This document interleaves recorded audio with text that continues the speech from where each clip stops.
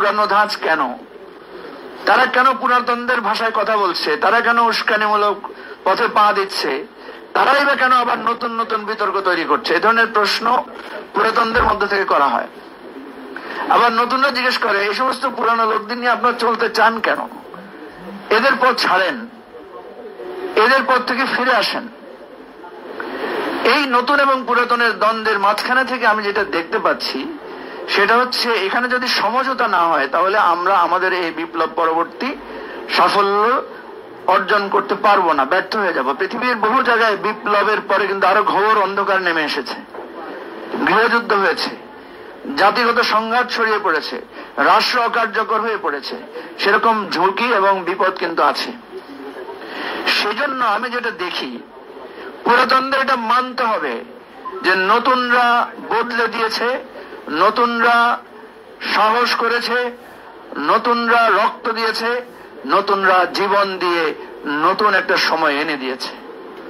কিন্তু নতুনদেরকে বুঝতে হবে যে আমাদের ভুল আছে, আমাদের ত্রুটি আছে, আমাদের স্রোতে গা ভাসিয়ে দেওয়ার প্রবণতা আছে। সেটাকেও আমাদেরকে সময়ে সময়ে সংশোধন করতে হবে। সুতরাং পুরাতনদেরকে বলবো যে আপনারা নতুনদের এই জায়গাটাকে একটু দরদের সাথে, ভালোবাসার সাথে সংশোধনের পথে আসেন। যদি সংশোধনের পথে, ভালোবাসার পথে নতুনদেরকে আমরা ধারণ করতে না পারি, তাহলে আখেরে আপনারাও ক্ষতিগ্রস্ত হবেন, নতুনদের স্বপ্নটাও ভঙ্গ হবে। আমি শেষ কথা হিসাবে বলতে চাই, যেখানেই যাই সেখানে সবাই জিজ্ঞেস করে যে ফেব্রুয়ারিতে নির্বাচন হবে কিনা। নিশ্চয়ই আপনাদেরকেও সেটা সবাই প্রশ্ন করে। আমি এর উত্তরে বলি যে নির্বাচন হবে। তারা জিজ্ঞেস করে কিভাবে বুঝলেন?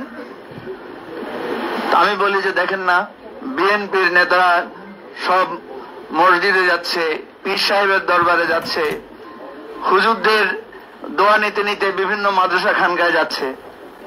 আবার একইভাবে জামাতকে দেখবেন যে হিন্দু কমিউনিটির লোকদেরকে নিয়ে সমাবেশ করছে, ঢোল তবলা নিয়ে তাদেরকে ইসলামী আন্দোলনের দাওয়াত দিচ্ছে।